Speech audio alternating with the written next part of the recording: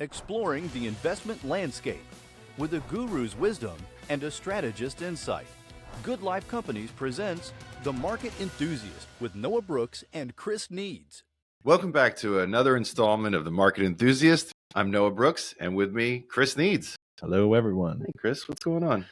Not much. Another week in paradise here. Absolutely. A frozen tundra paradise. So yesterday, I was freezing my feet off. I came in this morning today.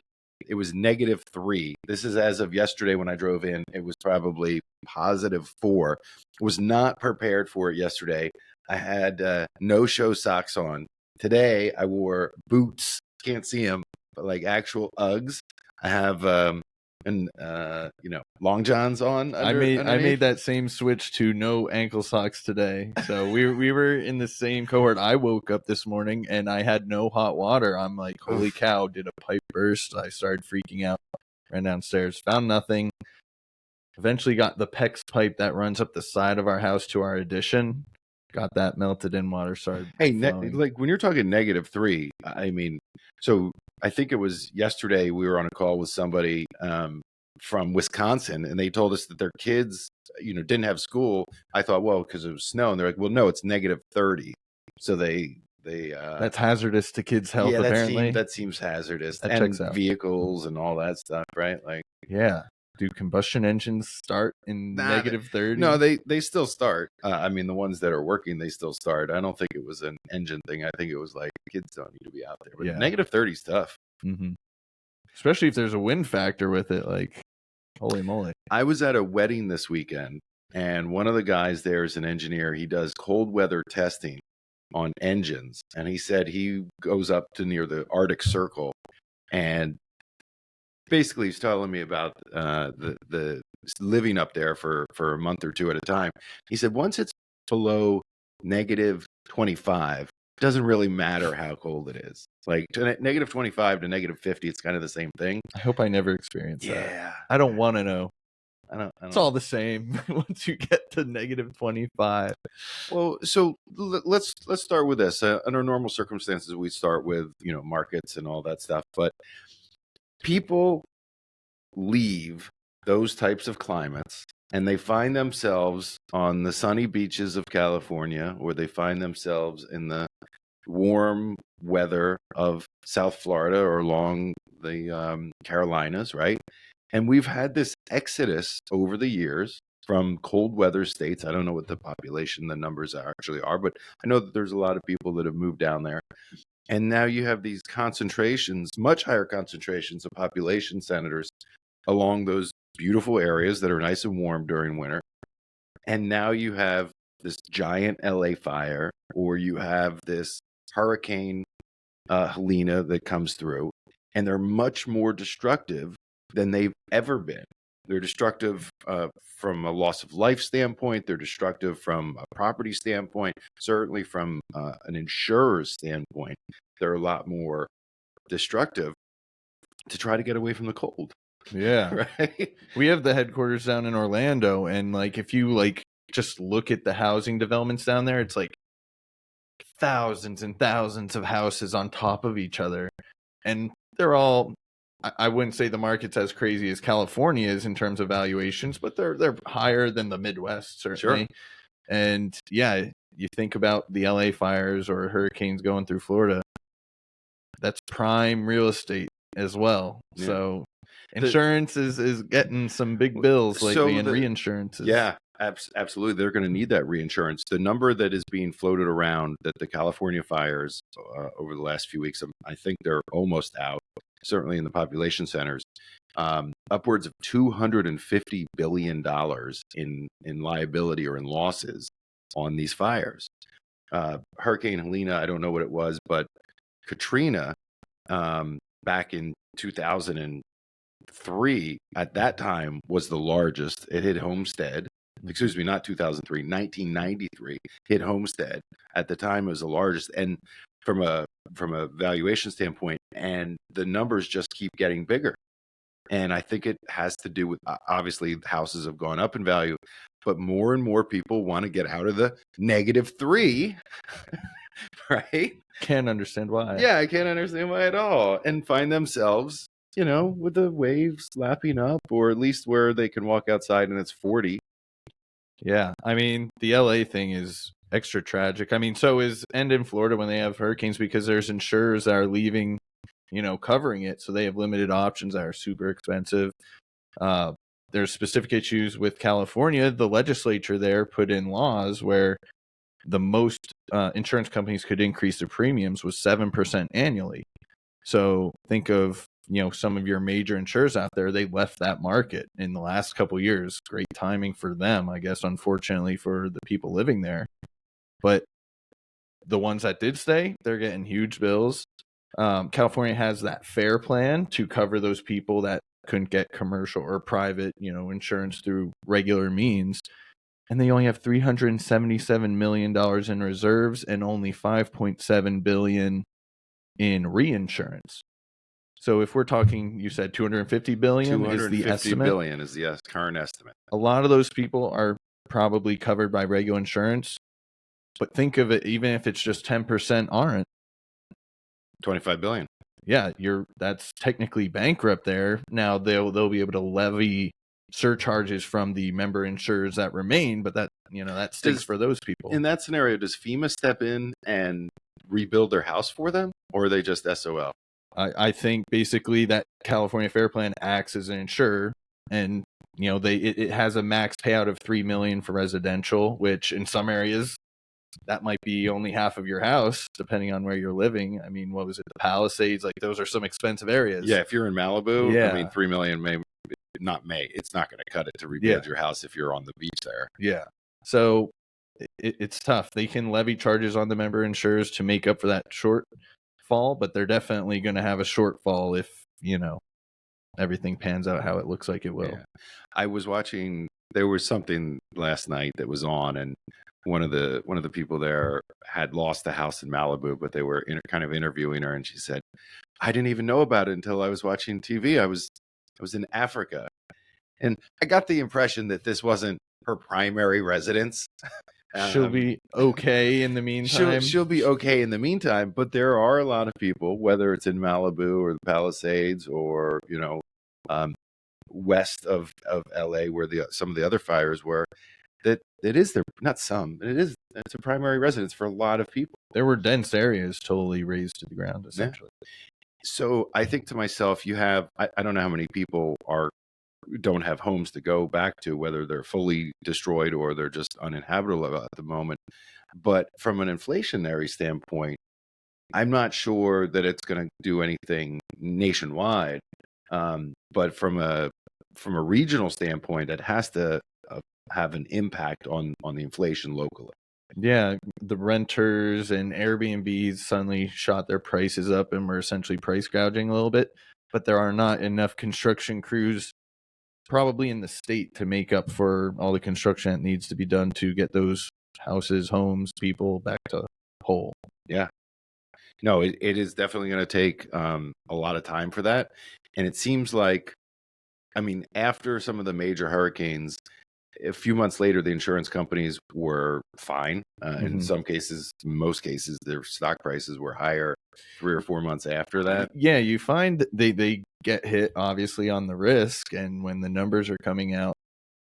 But after that, it seems like they sharply rebound because what can they do? They then go back and are able to charge higher premiums for that. So it's like you read right through that and markets forward discounting. If you burn through all your reserves, then you're at a much higher probability of having an event that you can't pay for. Yeah.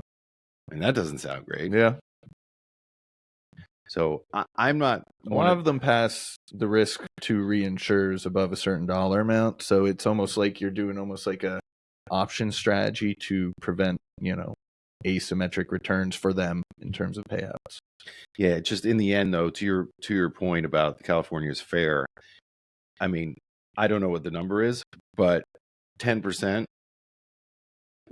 So it might be way higher than that. Yeah, I don't actually if know. If 10% aren't covered, that's 5 times more than their reinsurance. Yeah. I mean, Not good. yeah, you start getting some really big numbers, and knock on wood, we haven't had any. I don't want to say serious, because obviously the hurricanes have been serious and the flooding have been serious, but like this seems to be a much broader situation where there's a lot more loss of structures, not so much life. Yeah. I think there was like 25 people that lost their lives, and that's too many for something like this. But when you're talking 12 or 15,000 structures out there, I mean, you can't really prevent it. The building codes, but the old houses, the way that they're built and the way that they're, uh,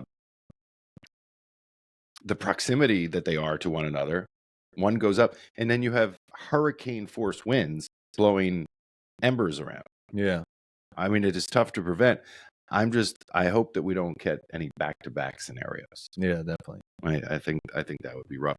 Now, you mentioned people to rebuild those houses that have been burnt down, and it's going to lead me into the inauguration, right? Why wouldn't it lead me into the inauguration? I mean, it's not something that we can not talk about. We here on this show, we try to be agnostic when it comes to politics, but this happened. We have a new president. It's a new regime, if you will, and it's tough sometimes. Trump supporters have historically taken him seriously, but not literally, where other people have taken him literally, but not seriously. So now we're a few days in, and it really is going to come down to where the rubber meets the road on immigration. You mentioned people building. It's widely known that in the building industry, there are illegal immigrants that do the job and do a very good job. How many people is it going to take to rebuild California? Mhm. And is it going to be at the exact time when illegal immigrants are being deported?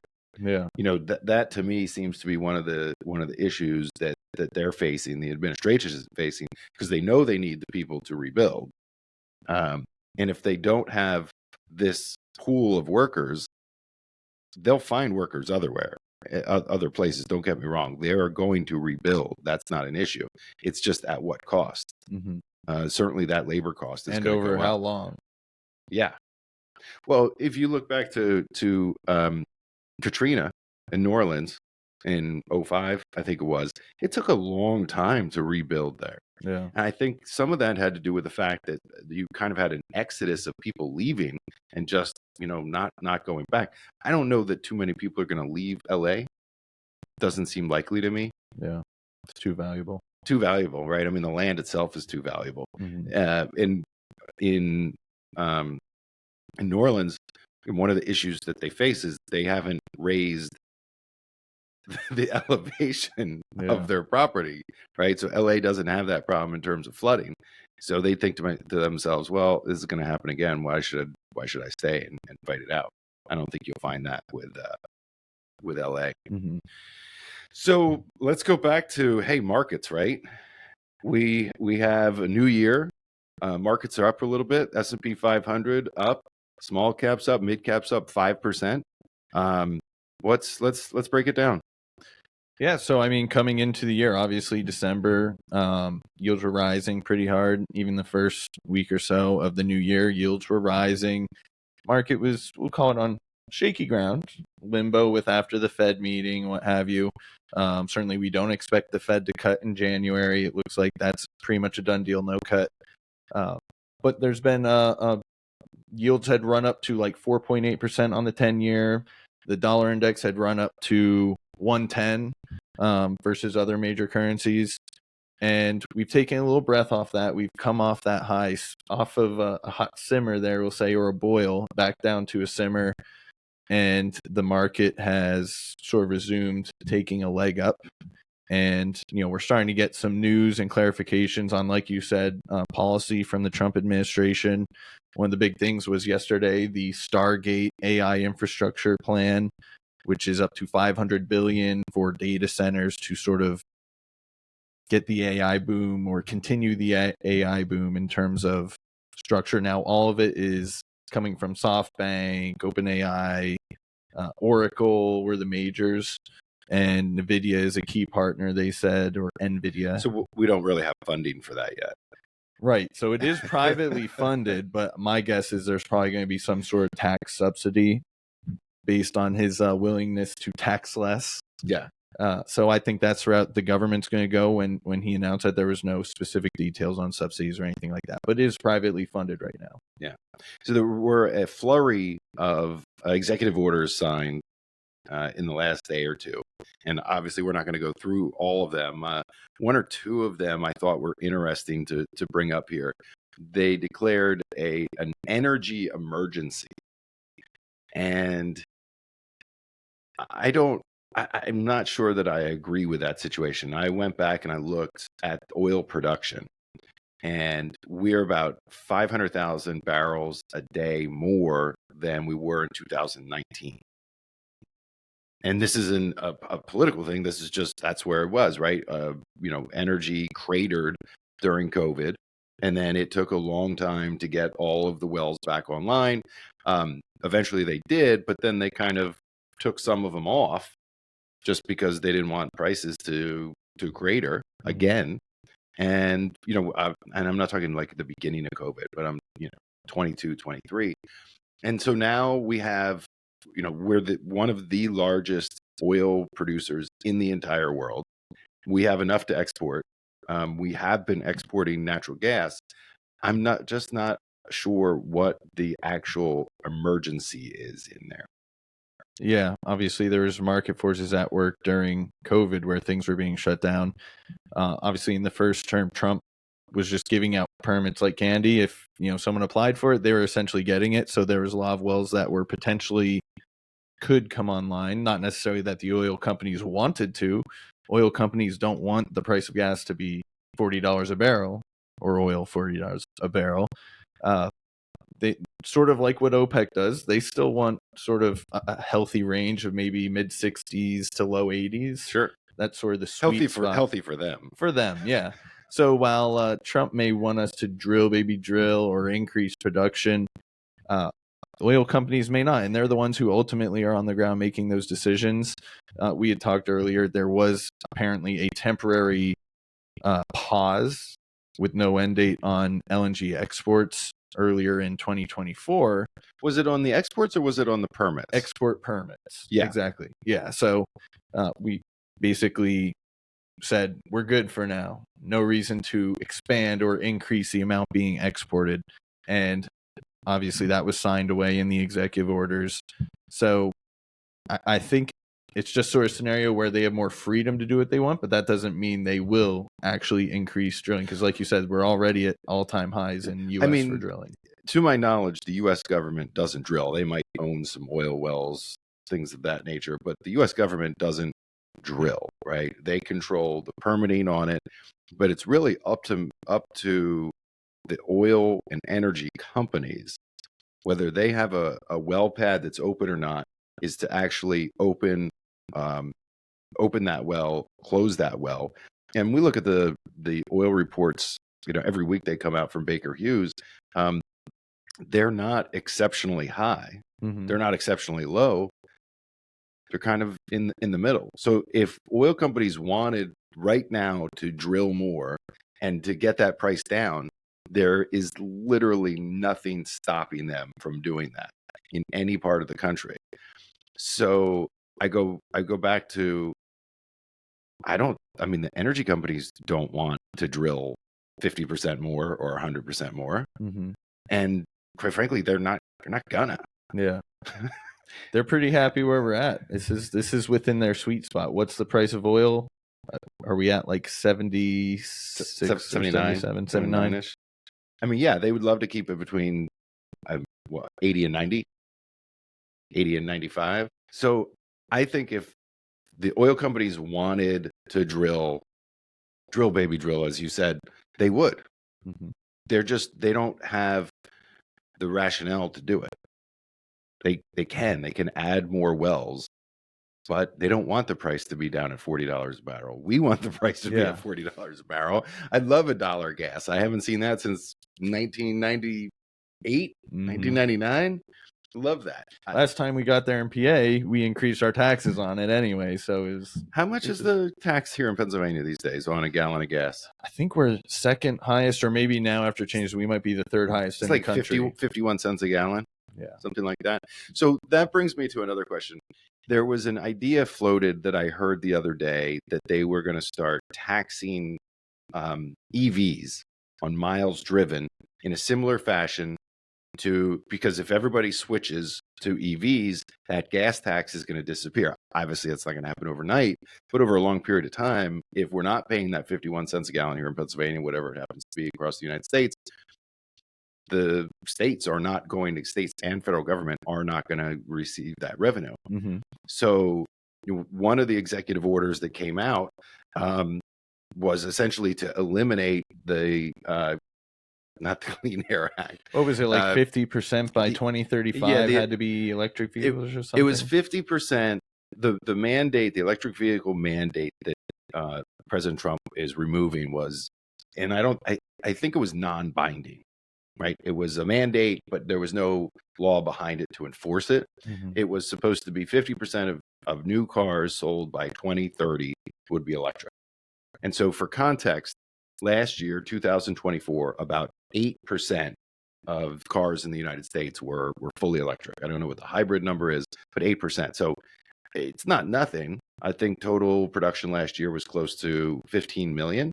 So do the math really quick on that. Okay, yeah, whatever that number is, that's what was sold in fully electric. Yeah. So going forward, we have, I think I said this last time, there's 25 new vehicles coming on the market that are fully electric in 2025. And those are the ones that are out there in production being sold in 2025. I'm sure 2026 is going to be a lot more. It seems like maybe we're fighting the wrong battle. I don't know if there's a reason to, let's say, I don't know if it's propping up the oil companies, but I mean, they make a lot of money. Wouldn't it be great if we didn't have to pay, I don't know, $4.20 a gallon, $4.30 a gallon here in Pennsylvania? And we could just, maybe it's just swapping one devil for the other. I'm going to pay Pennsylvania Power and Light to charge my car as opposed to ExxonMobil. Yeah. What is it? And eventually those rates will get jacked up too. And then it's like, now what do we do? All the gas pumps are gone. That would not be good. I don't think that's going to happen. Listen, if 8% of cars were sold in 2024 and the growth rate on there is 10%, it's going to be a long time before 50% of cars are. I mean, it'll happen eventually. Yeah. But I mean, they weren't going to get there in 2030. That's only 5 years away. Can you believe that 2030 is only 5 years away? Yeah, that'd be drastic changes for the auto industry, which I don't know if they can meet. And some of them are dialing back their investment commitment. They're not getting rid of it completely, but yeah, Ford, I think, has pulled back a little bit. Stellantis has pulled back a little bit. Yeah, I just heard a rumor today that Tesla's going to make their first internal combustion engine car. Stop making stuff up. How does the president removing this mandate, this non-binding mandate, what does that do for Elon and Tesla? In my mind, I think Elon was totally fine with this move. I don't think he would have been throwing up all those dollars without a discussion being had. How do you think he's totally fine on that? I think he thinks he has a first mover advantage. He thinks of all the EVs out there, he thinks Teslas provide probably the best value in terms of performance, looks, and price. And there's some great vehicles out there. I've seen Rivian trucks, but I don't think I can afford one. No, I'm starting to see more and more of them. They have very distinctive headlights. They do. Yeah. And I just think, I love my Tesla. It's worked out well for me. 1/6 the price to power it and run it compared to my truck. And it's less than if I had gone and got another truck. It was a much lower price tag. And they're not giving out clean credits. So that's $7,500 on used cars, obviously. Right. But for new cars, and it sounds like they're gonna nix that. Yeah, it sounds like that also got chopped. I'm curious. Elon I mean, people were buying Teslas because when you looked at the actual price, especially after those price decreases in the last 2 or 3 years, and you factor in that $7,500 credit, you're like, oh, well, it's not really any more expensive. Mhm. So you get rid of the $7,500.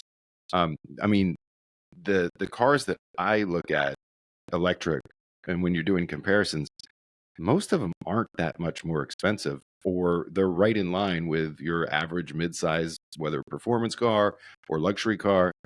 Um, I'm not advocating for anybody to go out and buy a Hyundai, but like their lineup of cars, the electric vehicles, they look okay. Yeah. The disparity between has totally changed. And I see people who I know have never or would never look at electric cars still saying, I'm going to pay $80,000 and then that'll make up my price of gas. And they're being sarcastic saying like, oh, you're going to pay 80 grand for a vehicle, but complain about the price of gas when that's not really the case. I mean, I know you can get, recent models of around 20 grand now. Good. Of Teslas even. For 20? Yeah. Oh, wow. There was an article I was reading on CarBuzz the other day talking about the best performance for the least money, and a used Model S was near the top of the list. If you're just looking for flat out performance for dollars, I don't know if they were using horsepower equivalents or 0 to 60 times, but it wasn't a plaid version, which is the fastest production car that they have out there. I think it was the regular Model S that was coming in at 2.5 seconds, 0 to 60.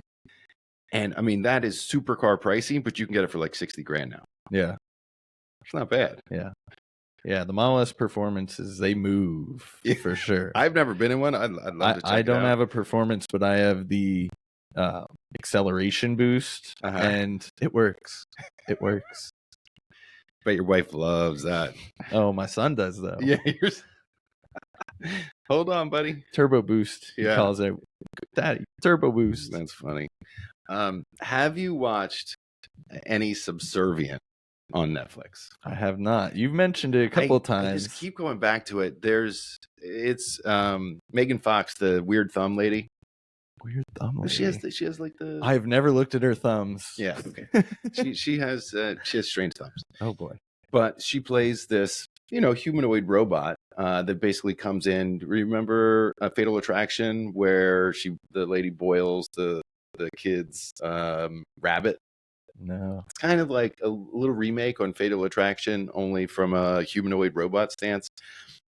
There's a bunch of these movies on Netflix and Hulu and the streaming services that are coming out that seem all too realistic. Like, life imitates art. It just seems like that's coming for us. My humanoid house cleaner. And this humanoid, they did everything.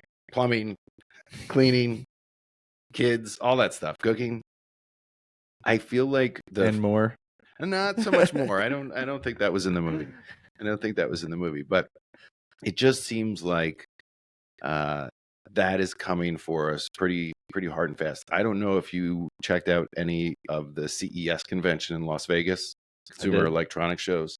I mean, automation and robots basically was the entire show, and big televisions, right? I mean, obviously you have that, and I'm summarizing, but CES this year was automation, whether it was whole house automation for your lighting, like I've tried to set up and had some issues with my router, whether it was business automation for security.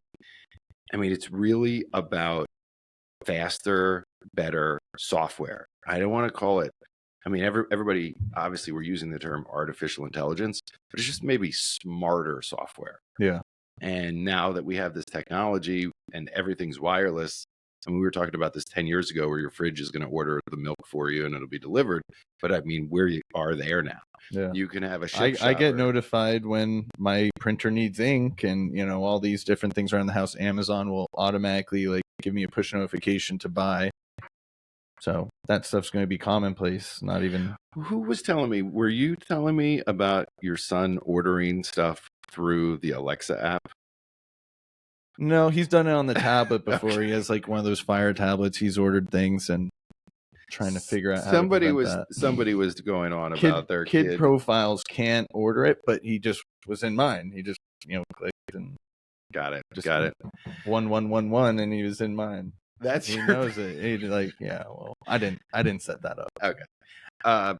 So going back to the Subservient for a minute, I watched it. I think millions of other people watched it, but we watched it on Netflix, right? We didn't watch They it. just on, had a bang up quarter. They Yeah. did great. we didn't watch it on CBS or ABC or Fox or anything like that. We watched it on Netflix. When I get tired of like flipping through, I have Dish. When I get tired of flipping through the regular television stations, I just switch remotes, right? And I go to the streaming service. Now, maybe that's old school. I should have it on one remote, but I'm maybe a little old school. And then I'm like, okay, now I can find something to watch. And it just seems like I'm spending less and less and less time on the terrestrial television channels and just more time streaming. Cut that cord or cut that satellite. And Netflix even has added, especially, I don't know, I pay for Netflix instead of the ad-supported one, but Hulu, even paying for it, I think, and someone, if don't come for me, but there's still a lot of ads, and you pay for Hulu. Yeah, I have Hulu Live, and there's tons of ads. You start a movie, and it's like 4.5 minutes of ads. Yeah. And you see the timer, which is nice because I know I can run downstairs and get popcorn or something, but a lot of ads on I Hulu. would pay more for no ads. Well, it's coming. Netflix has you there. I mean, so we just said they had an awesome quarter. They were up, I don't know, we'll call it around 10% on the day. So they had almost doubled the net subscriber growth that was anticipated. I think it was like 9.2 estimated, and they were up over 18 million. Yeah. 18 million. So what was the total number of subscribers? Wasn't it close to 300 or over 300 million subscribers? Worldwide, yeah. So they're doing a great job. Obviously, they had some big things. They had that Tyson fight was kind of a mishap, we'll call it, but they drew such an audience that you're talking about ad dollars. Advertisers are like, holy cow, we can't miss on this. We definitely have to get in and consider Netflix. They had the Christmas game that I know I watched, the Christmas football game. Sure. So they're no longer going to be reporting subscriber growth. Ooh, is that a top? So I don't know. It might be. It might be them signaling their growth is that's no longer the target. Now they're going to monetize the ads, maybe. So I think your ad revenue is going to be the key growth driver to watch with Netflix and their future earnings reports, and not subscriber growth, because you won't be able to know. I mean, I suspect analysts will know, even though if it's not a public number that they put out there. Did Apple stop reporting iPad or iPhone numbers, or do they still report those? I definitely remember them talking about cutting it out. I think they might have stopped discussing deliveries, but then you always have, you still know how many Qualcomms of the world or Foxconns reporting, their own stuff, and you sort of read through to it. Is there a spot where this momentum stops from your traditional television, going back, or not back, going to? Is there something that traditional terrestrial television does to lure us back? Well, if Netflix starts going after the sports audience and they can master live sports, I don't know. I think they're going to try and go for the throat, essentially, and try and take out traditional cable altogether once they can get those sports rights. Now, sorry to go back to Netflix again, those sports rights cost a lot of money, and they're long, expensive contracts. So I don't know if they can afford it, but they're increasing the price. There's a 16% price increase on the standard ad-free option. You don't want ads. You're going to pay a little bit more, $17.99 now. Yeah. And then the ad-supported version is going up by 14%, which is just $1 to $7.99. But I don't know. It seems like a shift where people don't want to be stuck in contracts. Like you have to have the 2-year commitment or something to be with Comcast. That's why I got out of it. I can have Hulu Live 1 month and then cut it out, and I could go to YouTube, or I could go just to Netflix and Paramount and HBO. I like that freedom. Yeah. There's no question about it. I think to myself, the 40s, 50s, 60s. I mean, every year there was more and more television stations. We didn't get cable where I lived until, I don't honestly think cable was run until like 1994-ish. so cable, the idea of cable instead of just having an antenna was amazing because we really did grow up with limited number of channels, 5, 6 channels. And then all of a sudden you have 40, right? And then it goes to 70. And, today on Dish, I have It's like exponential. yeah, I don't need it. And I think maybe that's the thing. There's so many channels and I just don't really need them. Yeah. And I'm not sure why I'm paying for all of them when what I really do when we want to watch something is go to the streaming service anyway. So what you're saying is you're thinking there might be an opportunity to short the traditional media companies, or they need to make substantial changes? I don't know. I'll tell you what. In 1900, which is 125 years ago, do you know what the largest corporation in the world was? Railroad. Pennsylvania Railroad.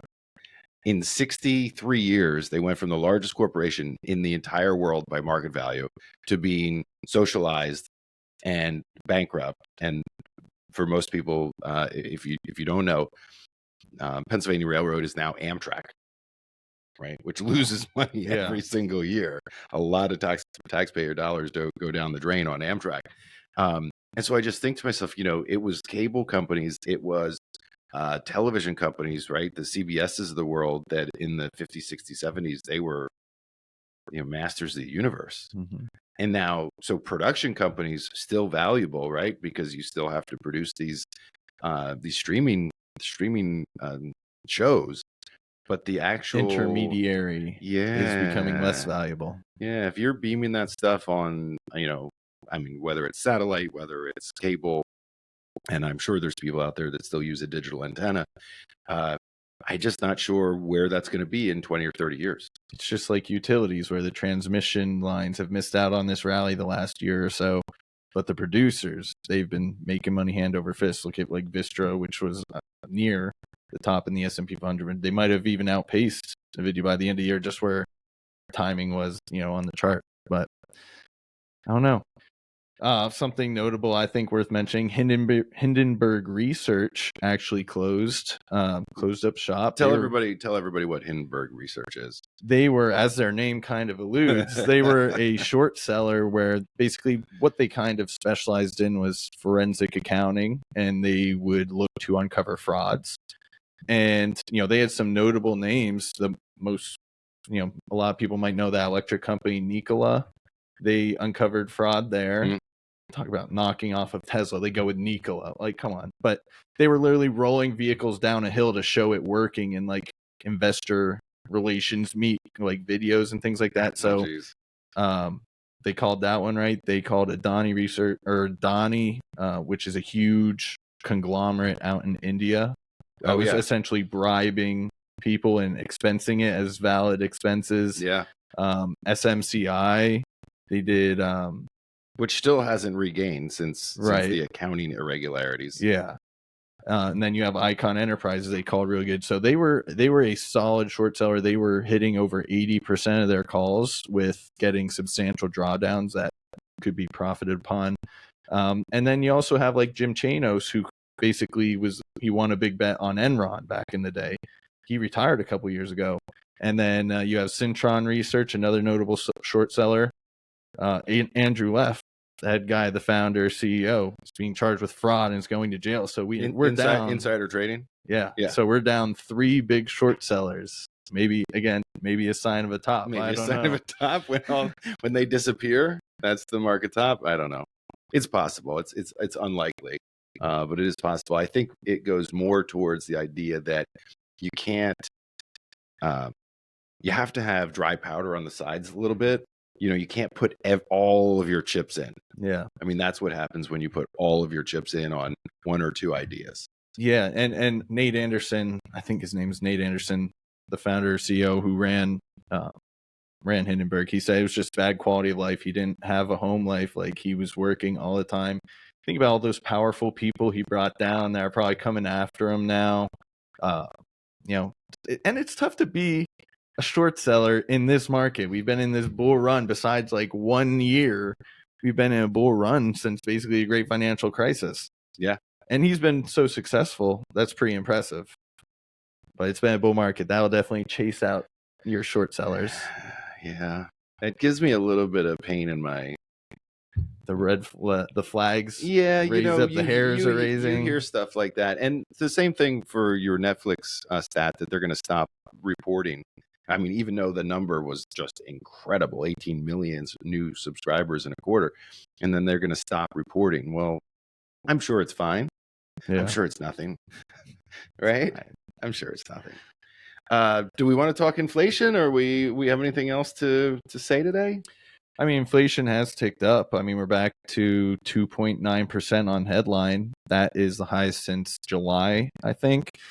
We're ticking back up. I don't know if that trend continues. We've sort of had a couple 2-3 month bumps upward, and then it just resumed falling down a little bit. But obviously, we're not hiking rates anymore. So No. maybe. Yeah, there's a good chance that we've seen our last one. I mean, I don't know that it's written in stone, but there's a pretty good chance that we have seen our last rate hike. We might get, cut.